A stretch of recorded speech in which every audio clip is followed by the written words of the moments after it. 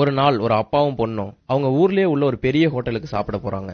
அவங்க 2 பேரையும் பார்த்த வெயிட்டர் அவங்கள்ட்ட வந்து உங்களுக்கு என்ன வேணும் அப்படின்னு கேக்குறாரு. அந்த பொண்ணோட அப்பா ஒரு தோசை கொண்டு வாங்க போதும் அப்படிங்கிறாரு. என்கிட்ட ஒரு தோசை வாங்குறதுக்கு தான் காசு இருக்கு. நான் என் பொண்ணுக்கு சத்தியம் பண்ணியிருந்தேன், 10th இந்த ஊர்லயே ஃபர்ஸ்ட் மார்க் எடுத்தா நான் ஒரு பெரிய ஹோட்டலுக்கு உன்னை கூட்டு போய் சாப்பாடு வாங்கி தரேன்னு சொல்லியிருந்தேன். அவ சொன்ன மாதிரி இந்த ஊர்லயே ஃபர்ஸ்ட் மார்க் எடுத்துட்டா. இப்ப நான் பண்ண சத்தியத்தை நான் காப்பாத்தணும்ல. இதை கேட்டதும் அந்த வெயிட்டர் அந்த அப்பா பொண்ணோட கதையை அந்த ஓனர்கிட்ட சொல்றாரு. அவங்க என்ன வேணாலும் சாப்பிடட்டும் சார், அவங்க சாப்பிட்ட சாப்பாடுக்கான பில்ல என்னோட சம்பளத்துல இருந்து புடிச்சுக்கோங்க. அந்த வெயிட்டர் சொன்ன கதையை கேட்டதும் அந்த ஓனர் ஒரு முடிவு எடுக்கிறாரு. இந்த ஊர்லயே ஃபர்ஸ்ட் மார்க்னா நம்ம அதை கண்டிப்பா செலிப்ரேட் பண்ணணும். அந்த அப்பாவுக்கும் பொண்ணுக்கும் அந்த ஹோட்டல்ல உள்ள எல்லா வகையான சாப்பாடையும் கொண்டு வந்து வைக்கிறாங்க. அந்த பொண்ணோட சக்சஸ அந்த ஹோட்டல்ல உள்ளவங்க எல்லாருமே சேர்ந்து செலிப்ரேட் பண்றாங்க. அந்த ஹோட்டல் ஓனரும் அந்த வெயிட்டரும் பண்ணது அந்த பொண்ணோட மனசுல பெரிய தாக்கத்தை ஏற்படுத்துது. அதுக்கப்புறம் அந்த பொண்ணு நல்லா படிச்சு IAS எக்ஸாம் கிளியர் பண்ணி IAS ஆயிடுறா. அவங்களோட ஊருக்கு IAS ஆகி திரும்ப வரா. அதே ஹோட்டல்ல ஒரு டேபிள் புக் பண்ண சொல்றான்.